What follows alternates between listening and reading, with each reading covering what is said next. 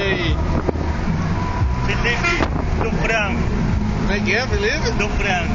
Felipe do frango. Felipe do frango. Pilotando o HW, 91, 91. Use. Estamos chegando em Belém. Chegando em Belém, olha o tanque que a estrada é boa. Quilômetro 10. Felipe sofredor. Peruca. Só falta você, Larissa, do lado dele. Só falta Laricinha. Só falta Larissa. Aí. Brinca não. Querendo ir pra Goiânia de novo, tá não? Der certo o quê? Não, mas acabou. Fala isso não, hein? Agora é Só caminhão. caminhão. Tá certo, aí.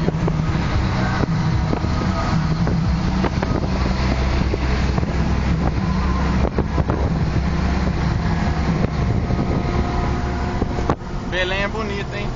É, vai lá. Não, não esperava não.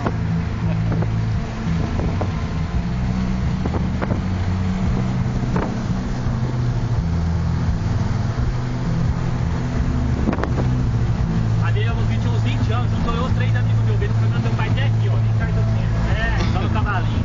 De noite. De noite? 10 horas da noite. Meu pai nem viu, meu pai achou que eu tava de guerra, eu peguei o meu escondido.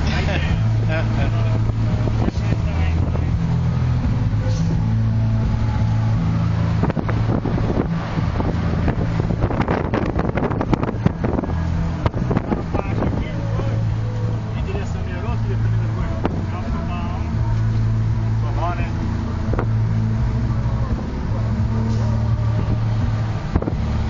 A Serra do Belém. Lá tem cerro, não tem nada.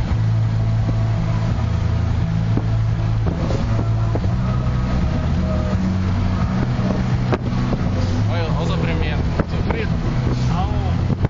Ao costelejo. É esse aí que eu te falei, 25. Deve conhecer eu, né?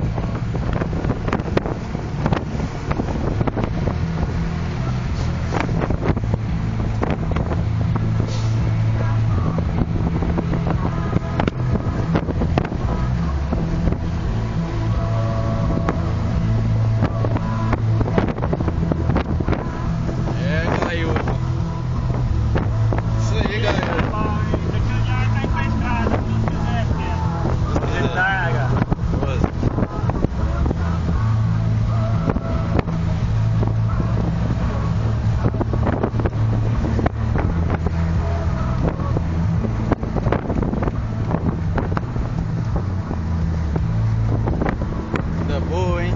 Pô, se a terça boa desse clube, vai perder, hein, Fred? Acabou, né? Você não vai, né, Fred? Você tem que saber, tem que comentar com nós, velho. Ah, o que porque pegou lá dele, velho, tá doido, Passa não.